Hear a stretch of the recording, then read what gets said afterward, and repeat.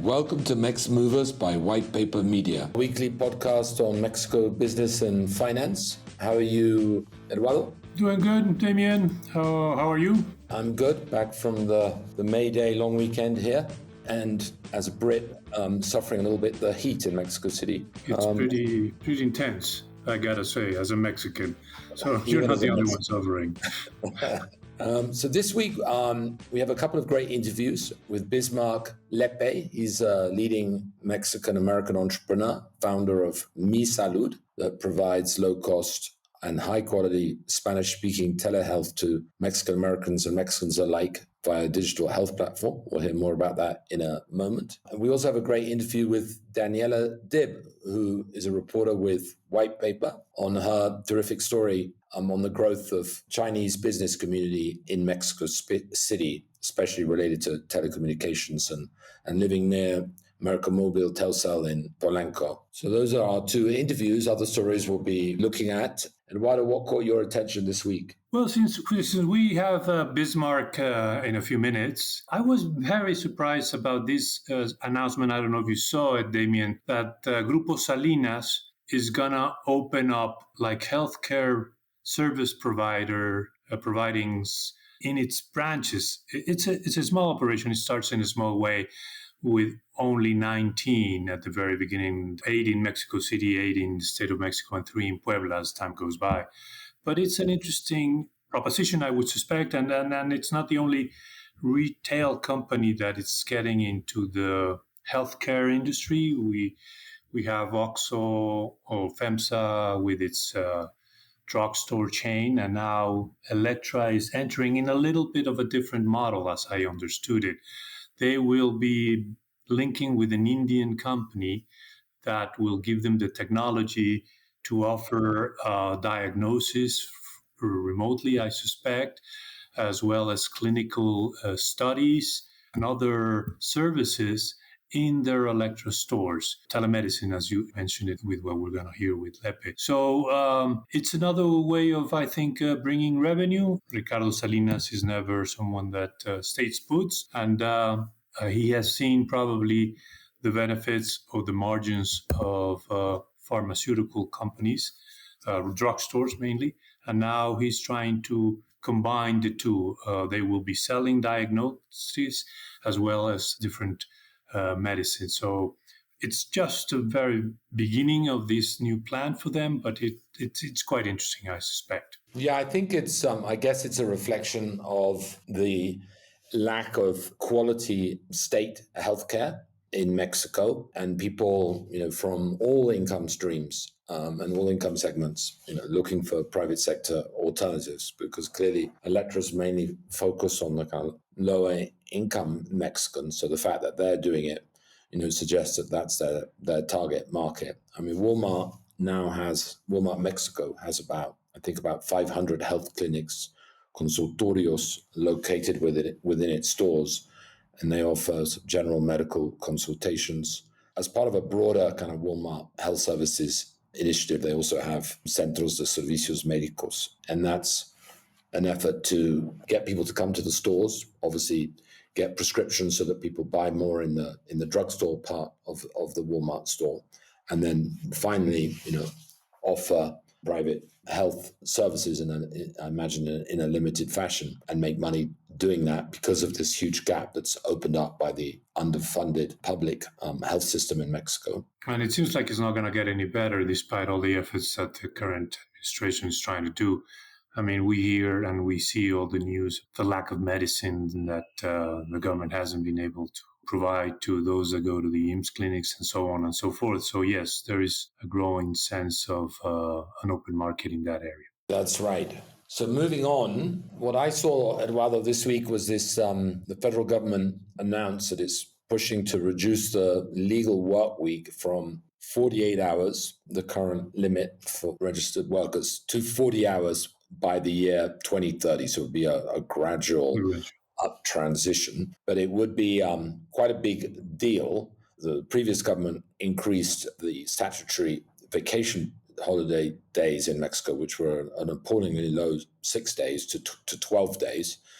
So this would be sort of part of the Morena government reforms to improve labor conditions for registered Mexican workers. And most, the average in the OECD is under 40 hours. So 40 hours would take Mexico closer to the average, although still a bit above it when and if this happens. And even with the increase in the holiday period from 6 to a minimum of 12 days, and then an extra day for every 2 years you've worked, Mexicans still working a lot harder than the OECD average. I looked up that Mexicans work an average of 2,226 hours per year versus 1,752 hours in the OECD average. So they're working over 470 hours per year more than the OECD average. And about 30% of Mexicans work more than 50 hours per week, which is actually the highest in all of the OECD. Only in the rest of the OECD, the average, only 10% work versus 30% in Mexico, more than 50 hours. So Mexican workers are definitely the longest hours working workers in the world. That 48-hour week at the moment, for many workers includes Saturday, so only Sunday is the official day of rest. I can see, good and bad elements to this, and I'm interested to hear your take. I mean, it brings us down to the global average, which is obviously a good thing. It helps people spend more time, with their family or with their friends or with their hobbies. And I also think that by forcing the working week down, and we've seen that a lot in Europe, it does clearly put a lot of incentives in the private sector to improve productivity. If workers are costing you more money, you're going to come up with ways to be more productive. So I think in part, the low productivity in Mexico and not that sort of lack of sense of urgency in certain parts of the economy is because the day is so long and you can afford not to be super productive or invest in new machinery and so on, not take out credit. Mexico has very low credit penetration to buy that machinery because workers are cheap and plentiful. But and you hear that in the conference calls with the listed companies like Walmart, for example, or FEMSA, when they get questions about the working week going from 48 to 40, that they talk about offsetting the cost impact, which is going to be significant, with productivity saving measures. But the downside, obviously, I think there's two big downside. One is in a very difficult time for Mexico with the Trump tariff threats, the fiscal adjustment that's going on, possibly going into a recession or near recession. This is just another thing the private sector is going to have to deal with, and it's going to increase their costs, especially for labor-intensive industries like retail. And ultimately, those costs will get passed on to the end consumer. And then it's another problem in terms of incentivizing informal employment, which won't be subject to these kind of rules. And informal employment, it's the worst of all worlds. You often work many longer hours. You don't get Social Security benefits. You don't get pension benefits, and your productivity is lower because most companies in the informal sector don't have access to capital and credit. So I think measures like these make all the sense in the world if they're joined with other measures to promote formality in the economy, to promote credit and financial inclusion, so that companies can invest to be more productive. I think that you stroke the right words. Productivity is crucial in these things. And without it, bringing the work hours lower will be very costly. I think there is a lot of room in Mexico for workers to be more productive. I mean, you see it when they go to the States, where they have the right incentives, with meaning benefits, but mainly higher wages. Mexican workers perform brilliantly. I mean, I think it's within the system that we have these problems in Mexico. The system is not made for people to excel when they have the intellectual or physical capacity to do so, because their wages are depressed or because they're not taking into consideration. So I think there is a lot of room where people could be more productive in Mexico. I just had an experience, I won't go into it, but I had to go to a public office to present something, and the productivity levels there are atrocious. I could have been out of that office in 20 minutes and it took me 2 hours to do what I had to do. There is no incentive. People have no sense of care of their job or their responsibilities. I think there is a lot of ways that, and in the private sector is much more better, but still I think Mexicans are underpaid in general. And so hopefully by bringing the weekly hour to fewer hours, the companies will have to make sure that the workers are productive now. And if they do, one thing that might be of benefit is that the workers will be more excited about their job, getting better paid, and going home sooner so that they can enjoy their families and so on and so forth. So it's a conundrum, I think, what Mexico is facing. You're right. It's not at the best time to do it, but better now than never. So we'll have to see how it all works out. Agree with that. Moving on, Eduardo, I saw in white paper an interesting story today about internet use in Mexico surpassing 100 million. That's 83% of the population over 6. Probably 95% of the population sort of over 12 and literate. So basically, the vast majority of the population is now accessing the internet. This is based on the INEGI survey on household tech usage. And I think it does show how Mexico, like everywhere in the world, of course, has fully embraced the digital age. There's still more to come, of course, but with 100 million people using the internet, I think we can say that the potential, at least, to be fully digital is now there. 36% of Mexicans, according to the INEGI study, quoted in white paper, make at least one online purchase for items like clothing, accessories, beauty products, Mercado Libre or Shine or Temu or Amazon for the slightly wealthier customers. 38, I thought I was surprised by how big this number is. 38% of households are subscribing to a streaming service. 17 million have a computer or a laptop or a tablet. And basically 100 million people now have a cell phone from 76 million in 2015. Interestingly, the one thing that's dropped is TV ownership, which was at 94% back in 2015, and now it's down to 90%. And definitely, my children look at a television and they say, "What's that?" Happily looking at stuff on their screen, on their tablets and computers and phones and so on. But that's reality.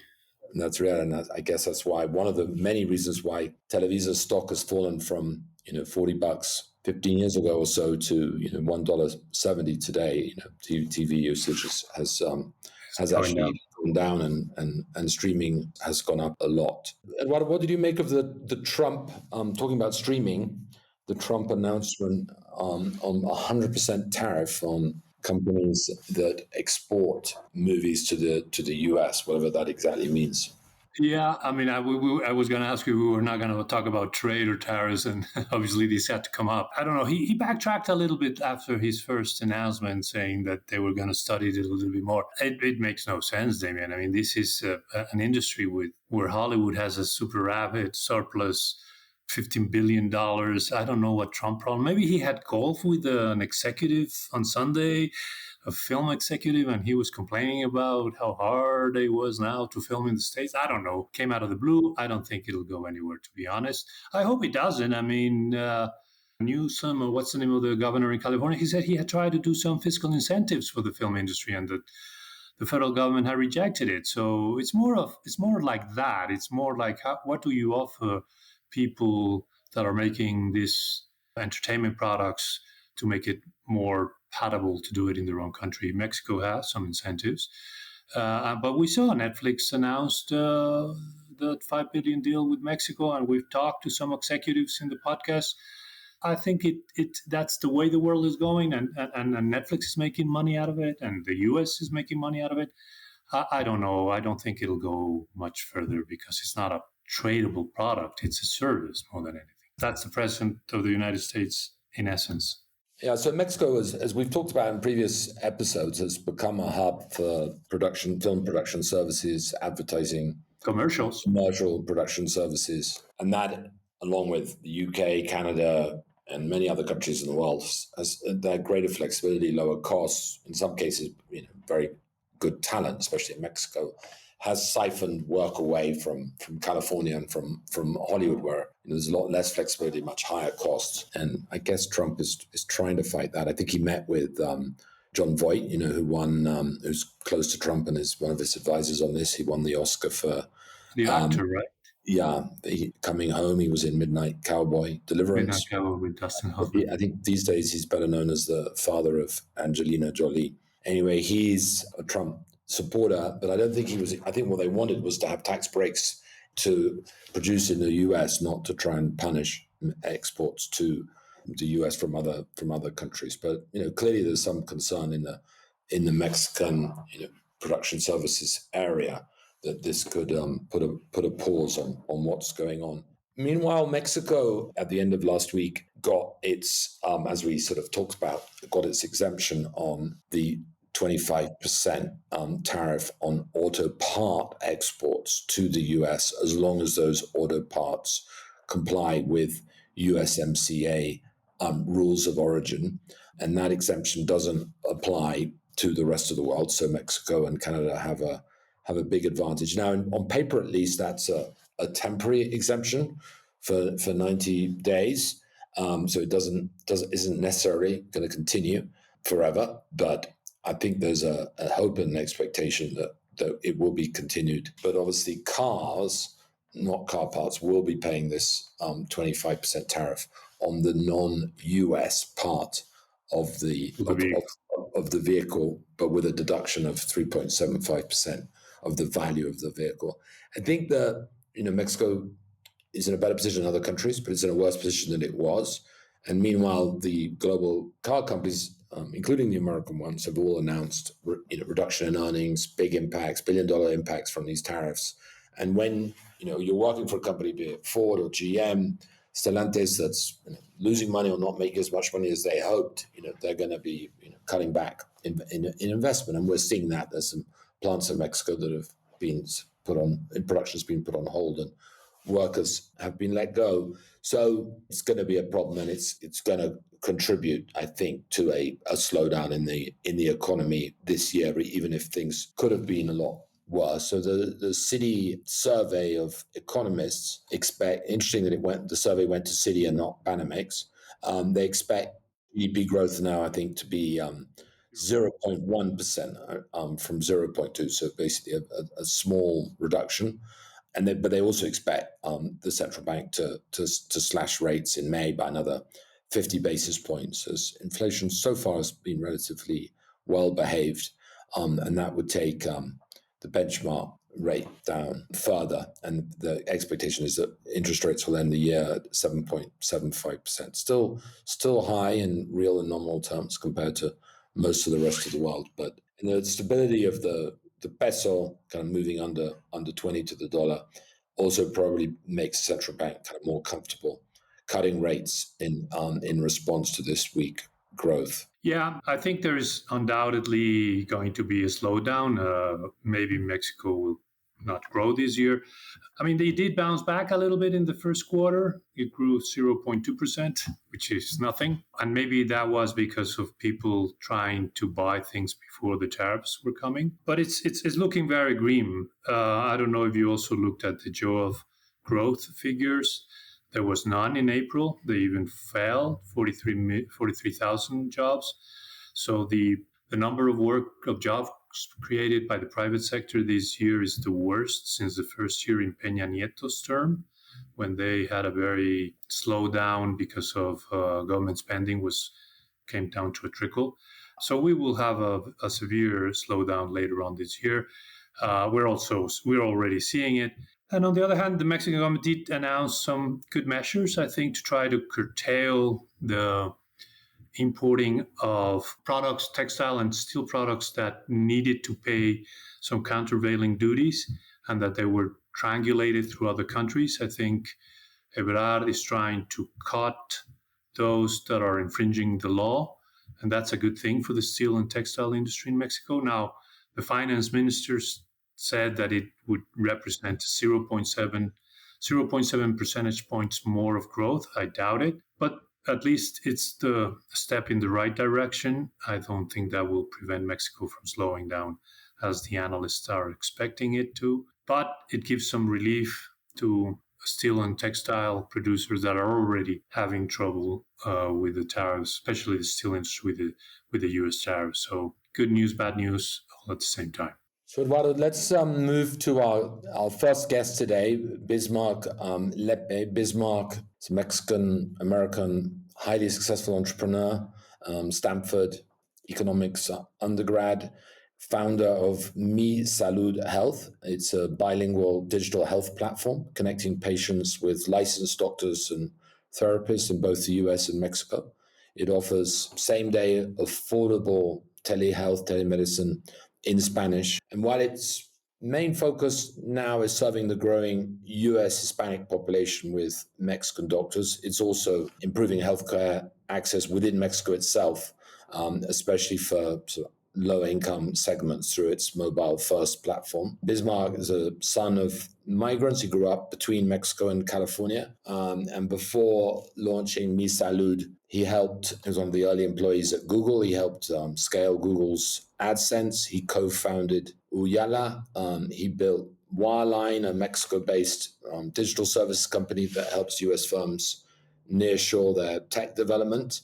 And he's applying the same cross-border model to healthcare, positioning Mexico not just as a low-cost provider, but as a talent-rich source of high-quality medical care in a key sector. Just to give you an idea, as Bismarck says, the US spends more on healthcare per year than the entire Mexican GDP. So with that, let's move to Bismarck. So Bismarck, why don't we just start a little bit about your background, your ties to Mexico, what brought you into the world of healthcare and MiSalud, and why you decided to set up this company, and how's it doing? Absolutely. So again, thank you for the invitation. As I always say, I feel 100% Mexican, 100% American or US citizen, right? My parents are from a little town in Jalisco called Juchitlan, just about 2 hours northwest of Guadalajara. And growing up, because my parents were migrant field workers, we would spend anywhere between 4 and 8 months out of the year in Juchitlan. And so I have strong ties to Mexico. We ended up settling down in Southern California when I was about 7. And then my parents focused on education. And so I ended up going to Stanford, supposedly to become a doctor, because the most successful person I had known until then was my uncle, who has a hospital in Manzanillo, Mexico. But then it was 98, and I fell prey to the capitalistic machine that is the Silicon Valley. And I started working. I ended up working at about 20 different startups, again, because it was boom and bust during those four years that I was in college. Most of them failed, but one of them shared 2 board members with Google, Ram Shriram and John Doerr. And when Google launched their advertising platform, when they had about 13, 14 employees, I became their first customer. So that really, set my trajectory and my career. And MiSalud, what got you into that? Yeah, so it's, one is a product of their experience and their past, and I really believe in stepping stones. So I had always wanted to do something in healthcare. Right after I graduated and before I started Google, I was really interested in medical tourism, and I was starting to have this partnership with my uncle whose hospital is in Manzanillo. But then I started working at Google, and I'm like, this Google thing seems to have legs. Let me go focus my time there. And then when we left and we started a video platform company called Uyala in 2010, we opened operations in Guadalajara, Mexico for engineers. And it turned out to be a huge success. And so when we started the next company, Wiseline, we started with 100% of our engineers in Guadalajara. And now we have over 1,000 engineers and product managers and designers in Mexico, and several thousand across Latin America. The reason that we started MiSalud was at the start of the pandemic, we realized that the U.S. Hispanic population was the one that was most impacted in the U.S. And the reason for that is where many people could stay at home and work from home, the 22% of the population, which the U.S. Hispanic population constitutes, had to go to work. They were frontline workers. They're working in the factories, working in the fields. And as a result, you're 4 times more likely to die of COVID, 3 times more likely to be hospitalized with COVID, and twice as likely to get COVID. And as we double clicked on the situation, we realized that it was an access issue. an access issue on a couple of fronts. In the US, about 38% of Americans live in health deserts, which means it's very difficult for them to get to see a primary care physician, but about 80% of Hispanics. You have the issue that about 42 million Americans would prefer to conduct their lives in Spanish, but less than 1% of physicians feel comfortable practicing medicine in Spanish. And then a cost issue. In the US, it's almost a $5 trillion industry. So more than 3x the PIB of Mexico is spent just on healthcare. And that's because it's incredibly expensive. In some cases, 5 times the average of Western countries.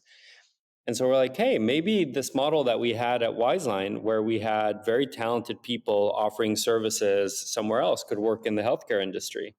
So we came up with this model where we used Mexican physicians to be health coaches, and through our application, the MiSalud app.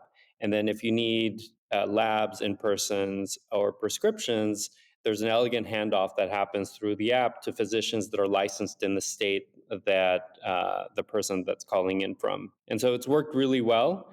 There is a bit of a wage arbitrage because physicians in Mexico make about a tenth of what physicians in the US make, which, there are all these carry-on costs that end up happening. And so that's worked out well. We sell to employers that have a high concentration of Hispanic employees. But what's been interesting is that, as you know, our economies, in spite of what may be happening in politics, our economies are closely linked. And so many of the customers that we started signing for their employees in the US said, hey, you have physicians in Mexico. Can we offer this app to our employees in Mexico? And so now we're working across Mexico and the US and growing early stages, right? But growing about 10x year over year, which is pretty exciting. So are you able to share how many people are using the app or customers? We have over 100,000 members. This year we'll be approaching about $10 million in revenue. Well, Bismarck, it sounds like you were supposed to study medicine, but you ended up in medicine in a certain way. It's hard to run away from your roots, right? Exactly.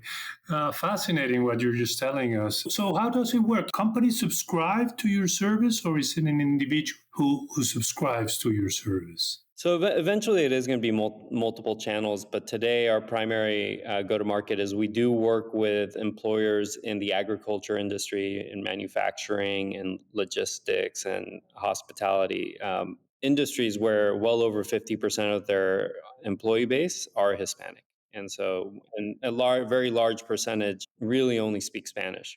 While our platform is bilingual, so we don't exclude other people who are going to use the platform, there is obviously a heavy bent on Spanish speakers and that cultural component. That said, we are going through the process of insurance brokers, insurance consultants, and insurance companies themselves leveraging our platform. Because again, it's from a cost perspective, it's significantly less expensive than a lot of the competing digital health solutions. And there's a very large part of this market that's just completely underserved. And so even if a company offers insurance, the reality is that a large percentage of their employees don't use the insurance because it's difficult for them to find a primary care physician that understands their issues. The primary care physician copays are going to be more than what you would typically pay for MiSalud for the entire year. And then all of the follow-up, it's just very disconnected. And so for all of these reasons, even if an employer offers insurance, they bolt on MiSalud because it brings down their overall premium cost. Because typically what happens, if someone's insured, they don't go to their physician until it's too late, until they go to the emergency room. But with MiSalud, 80% of people typically sign up, and over 50% of them are very engaged on a monthly basis. So, yeah, because it's an easy way to get a physician on your cell phone and speak to him, and he gives you some advice on what you need to do before you get into more health risks, I guess, right? And typically the way we kick things off with an employer is that we will come on site and we will take biometrics, so do blood draws, and we get a baseline of every single employee. And then we also allow them to bring in 2 family members as well. And then we put them in programs. So if they have hypertension, they have diabetes, we set them in programs where they get to continue to meet with their physician or their health coach And not just on the physical side, we also have mental health coaches that really help them walk through this process, right? Like we have smoking cessation as one of the programs, people who want to stop smoking. And about 90 to 95% of our consults start and end with the health coaches in Mexico. So again, the overall cost is very, very low, but the overall cultural connections are incredibly strong. You mentioned that in the US, very few physicians are comfortable speaking in Spanish in a professional capacity.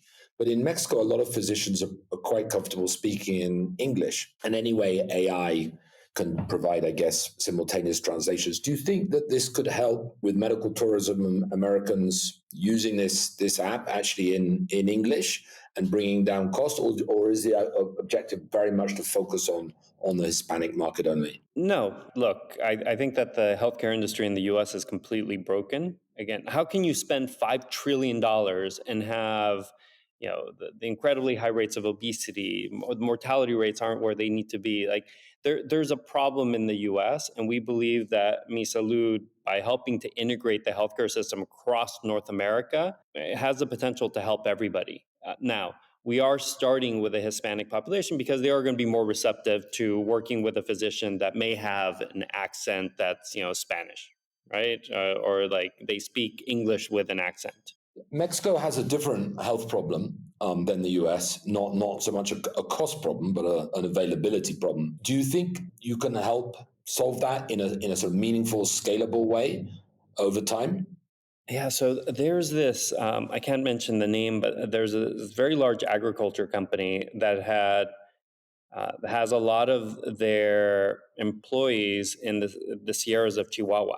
And they were finding it very difficult for their employees to head into the city to receive medical attention because, either drug violence or distances were too far. So they were considering building their own app to offer telemedicine for their employees, which are about 10 to 15,000, including seasonal and full-time. And then we started working on this, and we got the government involved, and now they're thinking of bringing this platform to about 200,000 people, indigenous tribes that live in the Sierra, which is incredible. And so they're working, obviously, they're going to continue to sponsor for everything that their employees, but we're working closely with the government, and we're also working with other companies that are in the area that want to bring that as a social good for the people of the state. And so, yeah, I think, and one of the original ideas behind MiSalud was because there's not that much data, digital data around healthcare and health outcomes and interactions in Spanish. All of the data, all the consults are being recorded. We distill it down into key data points, and then we have a co-pilot that sits, there helping our health coaches and our doctors as they're having interactions on hey, this is what it could be. Today, because of healthcare regulations, we can't expose that to the end consumer. But over time, we think that with Starlink or even just a tablet that has the local language model and the MiSalud app, you could take this anywhere and you'd have access to some of the best healthcare or at least health consults in the world. So that is the ultimate vision, be able to continue to train our own AI models. Again, because of regulation, we can't expose it to the end consumer, but we can help our health coaches and physicians be a lot more efficient with it. How about the physicians in Mexico? Is there a shortage? Do you find that, or are Mexican universities producing enough physicians for your system to work? We haven't found there to be a shortage. And what's really nice about the Mexican market is that there's a pharmacy almost at every corner. And a lot of these pharmacies also have on-premise consults, which helps for, again, 95% of the problems. What becomes interesting is when you think about rare diseases, that's where places like the US and the research hospitals, that's where you get the benefit of connecting US physicians potentially to a Mexican market. But one of the things that we did with engineers, for better or worse, I think we were one of the first companies to really focus on bringing high quality R&D software development jobs to Mexico. There were others who were doing it, but I think we really helped put Mexico on the map. And as a result, wages went up. And as a result, as wages went up and more companies looked at Mexico as a place to where they could hire high quality engineers, then now you have a lot more engineers that are also studying software development and software engineering. I think the same thing could happen here, right? A typical health coach makes more than they would normally make as a physician in Mexico. Yeah, so you're bringing a demand that might raise the living standards of those that are providing these coaching medical elements to your platform. That's very interesting. So the overall ecosystem grows together in a certain sense. That's right. Do you think MiSalud has learned a lot from the success with Yalla and Wireline? I mean, do you think it's a kind of continuation of your entrepreneurial journey? Or do you see it more as a relatively new business? No, like I said, I think it's a stepping stone. And what's funny about MiSalud and Wiseline, we originally considered starting MiSalud within Wiseline because in some ways it's we're nearshoring in the healthcare industry. And while the healthcare industry has used BPO for claims processing and not directly meeting with patients or members, as we call them, I think we're pretty unique when it comes to healthcare, but we were learning from a lot of other people who were nearshoring in the technical space. And so a lot of what we learned in hiring high quality talent and putting them to work and making them productive is something that we've been able to leverage at MiSalud. Hey, Bismarck, and when you find a patient needs further treatment, not just your basic hypertension, diabetic problem, where does MiSalud go from there? Or the insurance company kicks in, or how does it work? For the people who have insurance, we help them manage and figure out what's the best primary care physician, especially if they don't necessarily speak the language or speak the language very well. We help them manage the insurance or the healthcare access that they do have access to. For those who are uninsured, and today it's a very small percentage of our total members, it's probably like 20%, some months maybe as high as 25%. It's still a very small percentage. We are partnered with various FQs, which are federally qualified clinics that are out there, which offer services. Now, with the current administration, a lot of these FQs are closing. And so the way we think about MiSalud is the reality is 85% of doctors' consults that happen in person could be done virtually. And so if we're able to offload a lot of those consults that could be done virtually, then the FQs can be a lot more efficient with the people who do come in, and they can do a lot more with the same type of funding. Bismarck, thank you very much for that. It's been a totally fascinating interview, and really hope that you continue to grow the way you've been growing, because it's going to have a hugely positive impact on health in the US, especially in the Mexican American community, and then hopefully in Mexico itself, which has its own health challenges. So thank you and best of luck. Congratulations. Damian, thank you very much. Eduardo, thank you very much.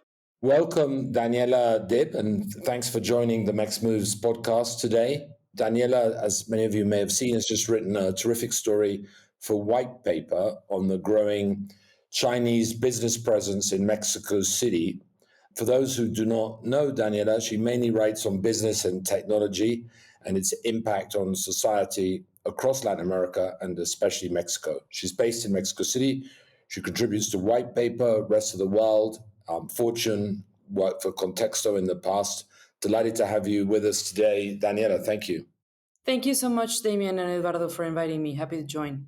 So Daniela, tell us a little bit about the Chinese presence in Mexico City. What's driving this? What's driving in particular the clustering around Plaza Carso in Nuevo Polanco? Sure. So first of all, I think I have to give a little bit of context of the different types of Chinese migration that has been coming into Mexico City in the past couple of years. I think it's important to highlight them because they're quite different in terms of who is coming to the city and where they're establishing themselves. So first is all of these Chinese nationals that are establishing themselves around El Centro, some areas like Izazaga, where they're famously worked around these bodegas or warehouses in downtown, and they are selling Chinese merchandise to local people for them to sell wholesale. And it's seen, you can see like presence is quite visible if you walk around these streets. And then there's this area around Plaza Carso, which is labeled No Polanco. And it's basically the neighborhoods called Granada, Ampliación Granada, Irrigación, and Anzures, which are quite close to Plaza Carso, which is very identifiable because the Museo Soumaya is there. And I used to work in that area in around 2019 and 2021. And you could see Chinese nationals coming back and forth from the buildings, but not in the same volume as I've seen them in the past few years. And I was quite intrigued about what was happening there. And it turns out, firstly, that they are mostly there because the headquarters of Chinese telecom companies like Huawei, Xiaomi, and Oppo are inside of Plaza Carso. It's very well known that Telcel wants its partners and main business partners to be just like close to their building so they can work around any type of business decision in a very fast and efficient way. So they like to have this presence there. But also, it's interesting because the presence of Chinese nationals in this area, as we discovered in this piece for White Paper, has grown in parallel to the businesses of the companies in the country. So we traced back a little bit of history of the Chinese companies in the country, not only in Mexico City. And it turns out that one of the first companies that started their business here was Huawei in 2001. There's even a page in the Mexico government's website dedicated to celebrating the 20 years of Huawei in the country. They've been quite engaged in developing the telecom industry here. They mostly sell infrastructure products like antennas or optic fiber, and afterwards they started selling devices in Mexico. So they've been here around 2001, but then they started growing their business as they did internationally in terms of selling devices. By 2019, they were poised to become the biggest manufacturer of smartphones worldwide, larger than Samsung. Yeah, they were pretty much everywhere. You could see them here in Mexico being the sponsors of the Selección Nacional, the football team. You could see them in the airport. I think the airport is a very good indicator of what companies is growing if you see them announced there.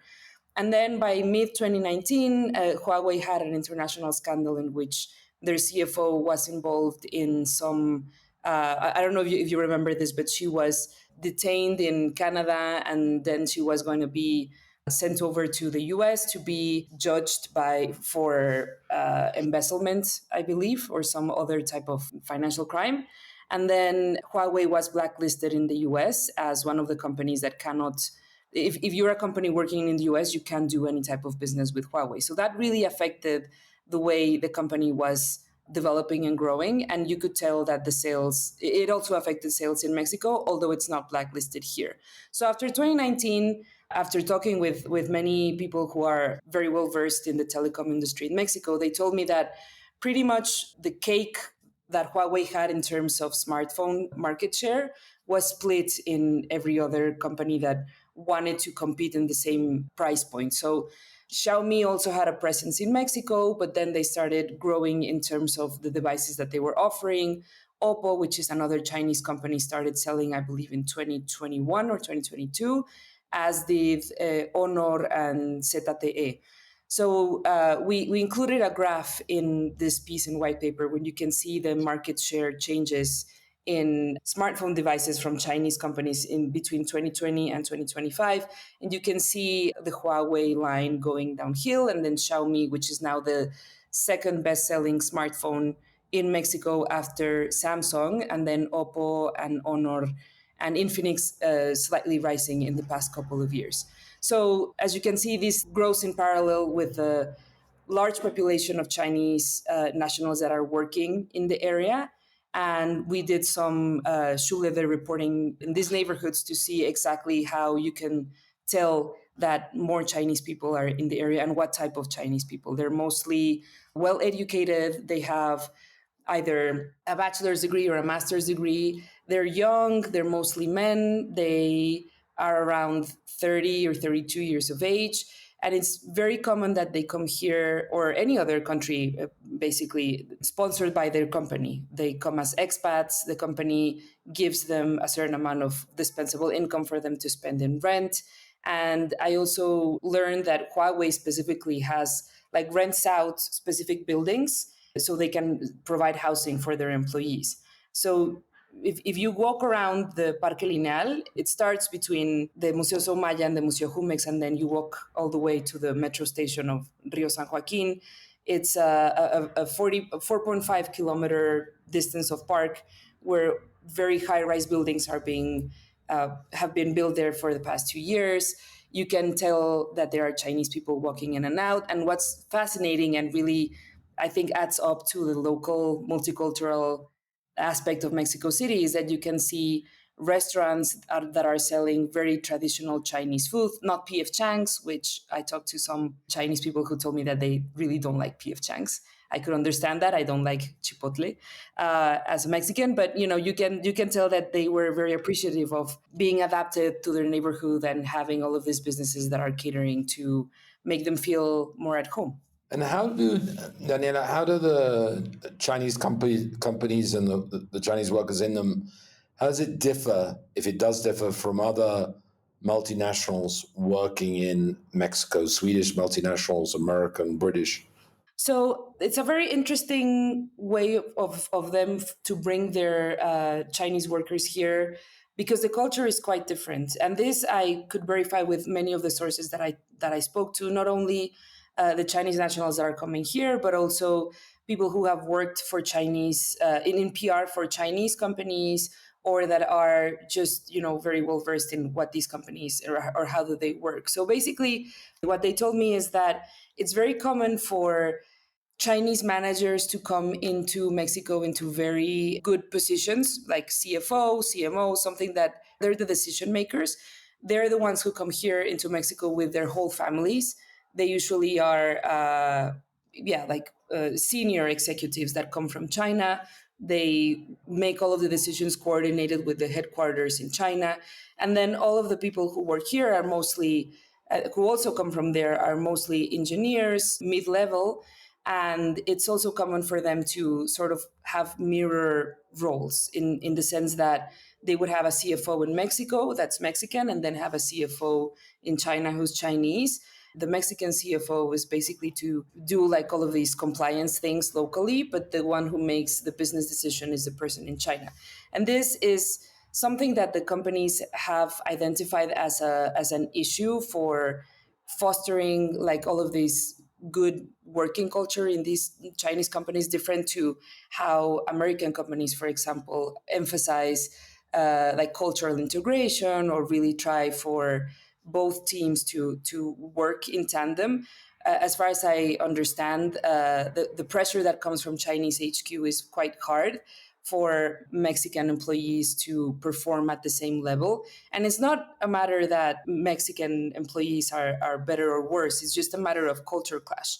If you have seen this great documentary on Netflix that's called American Factory, you can understand a little bit better what do these cultural clashes refer to. It's like this pressure of being working almost 24/7 for the Chinese workers that contrasts with a culture of being like more godines, right? Like more friendly in the office spaces here, maybe not make an extra effort to work like 20 hours a day, but just like to integrate with the culture. And this is kind of a little bit clashing. So that is also one of the reasons why, as far as I understood, they bring Chinese nationals that are better adapted to work with Chinese executives and work well and respond well to that type of pressure.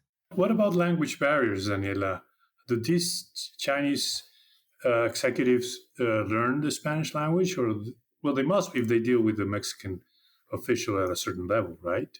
Yes, they do, but it definitely is a barrier. It's easier for them to speak English than Spanish, and they do need a certain level of Spanish to deal with the Telcel executives, for example. But something that I also learned from an interpreter himself is that the rise of the need to hire interpreters from Mandarin to English to Spanish that speak the three languages is quite high.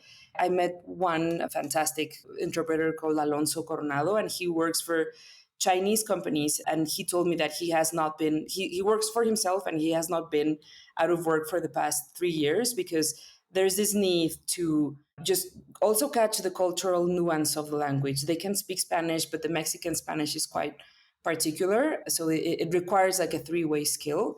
And yeah, it does affect the way they integrate with their local employees. But there is sometimes a role, like a third-party role for an interpreter within the company to help both with C-suite communication among customers, but also among their own employees. And is there any relationship between the old China downtown Mexico City that we all know and this new type of Chinese engineers that are coming?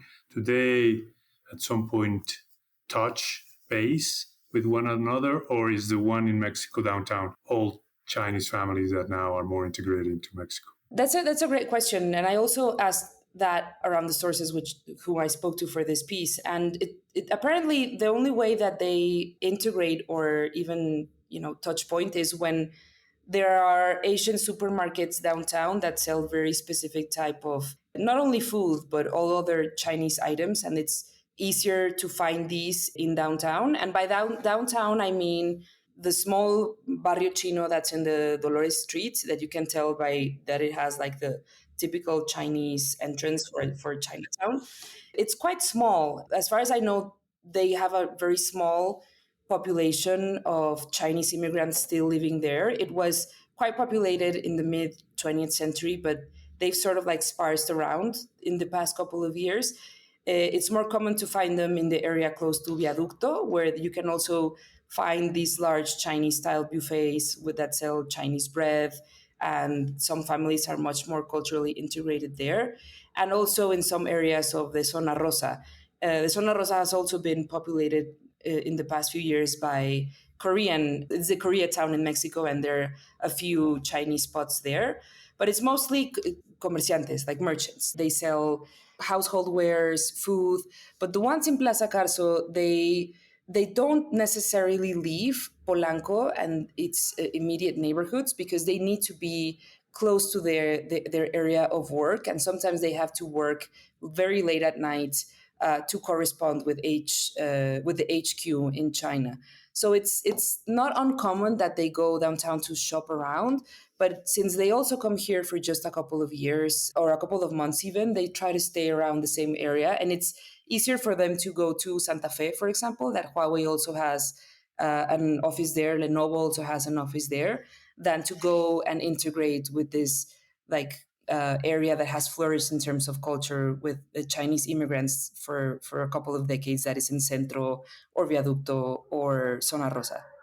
Daniela, Mexico is running a huge trade deficit with China. I think it's about $100 billion last year. Mexico importing over 110 billion or so from China and only exporting 10 billion. And part of that of those Mexican imports, 100 billion of Mexican imports are being re-exported to the US. So Mexico's become a backdoor, in part, for Chinese imports to the US, where they face quite high tariffs. And obviously what we're seeing over the last few months is Trump trying to crack down on that. And basically Mexico is only going to be able to, for the time being at least, export tariff-free to the US if it meets USMCA rules of origin that prohibits a very large Chinese import component. Do you get a sense? And then in Mexico itself, through the Plan Mexico, is also trying to curb kind of this excessive dependence on Chinese imports. Not so much in telecommunications, where I don't think Mexico is very competitive, but in textiles, in plastics, toys, and other areas like that. Do you get a sense of concern amongst these Chinese people that have, in many cases, uprooted their lives, come to Mexico, seen it as a market of great potential, and that they might be affected either by the Trump tariffs and the focus on rules of origin, or by the Plan Mexico might have to go back?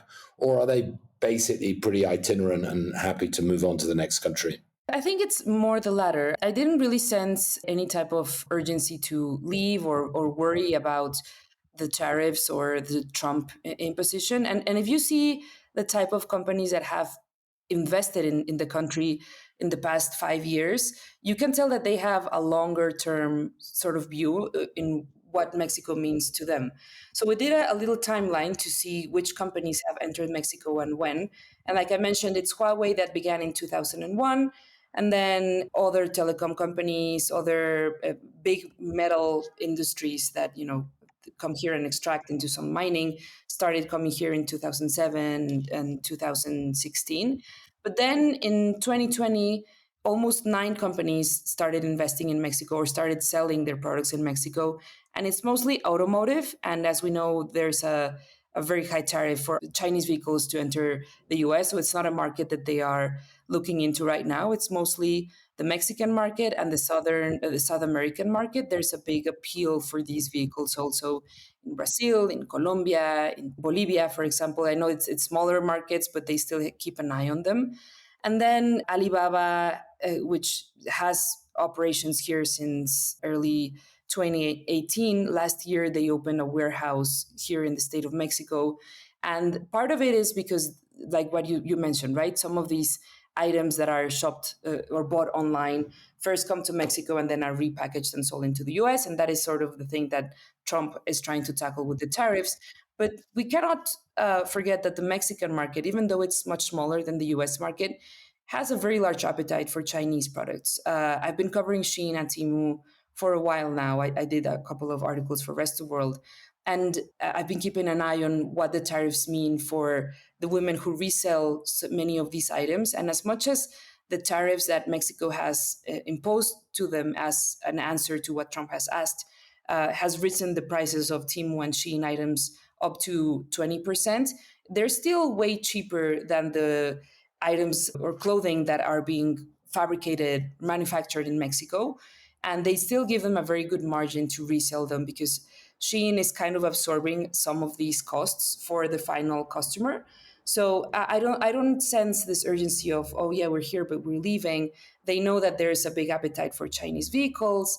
Huawei is one of the, like, if it has not surpassed Ericsson yet as the main provider for antennas and optic fiber for Telcel in the past 2 years, it's probably going to surpass it and become its best seller in the next couple of years because they compete with price and they are very, very competitive in that sense. So I don't think they are concerned because they can't find a way to repackage, to import to Mexico and then repackage to the US. But there's also, if we look down, a very large market in the rest of Latin America. And then it's also a pathway to Europe and other areas that don't have the tariffs. That's at least the sense that I got from talking to them.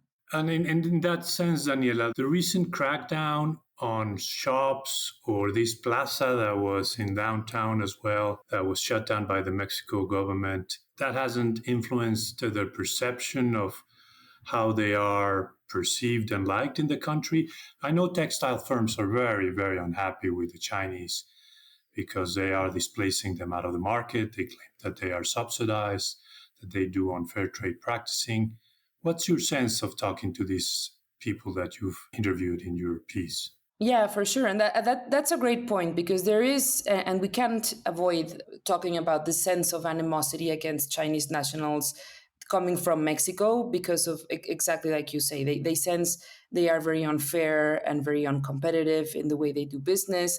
There's a great reporting that Gato Pardo published a couple of months ago where they focused specifically on the Izazaga Plaza and these streets that are around downtown, Peña y Peña, República de Perú, República de Venezuela, where you can see all of these Chinese warehouses that I spoke a while ago in like earlier today in the podcast. And the people, the Mexican people who are neighbors with these people who are coming from China, renting out warehouses, bringing it's basically plastics and items for households, and they sell them very, very cheap, and they sell them sometimes to Venezuelan or Haitian migrants that to resell on the streets. They do sense that it's very uncompetitive. They are obtruding the streets with their diablitos, the things that they carry the items with, and they just sense that they are invading because they are too many, and they are just like trying to sell as much as they want.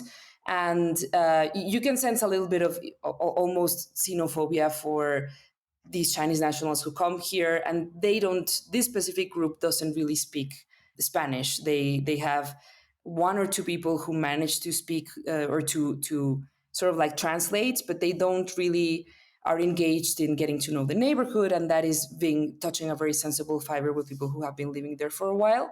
But at least the people who I talked to in Carso, in the area of Nuevo Polanco, they sense, like I said, they are a different type of migrant because they work for an international company.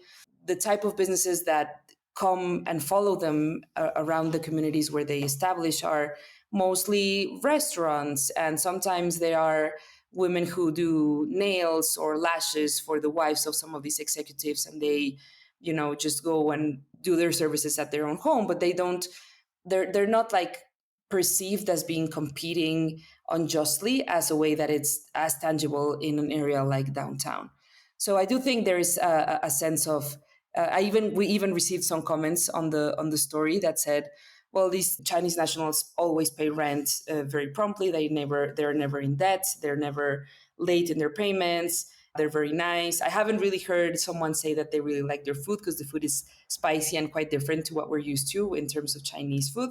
But there is, I think, more openness to the migrants that are around Nuevo Polanco than the ones that are downtown, who are perceived as more like they're doing some type of unfair competition.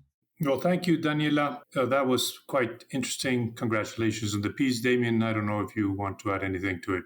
No, Danny, thank you so much for joining MexMoves. Thank you, Damian. Thank you, Eduardo. See you next time. Take care.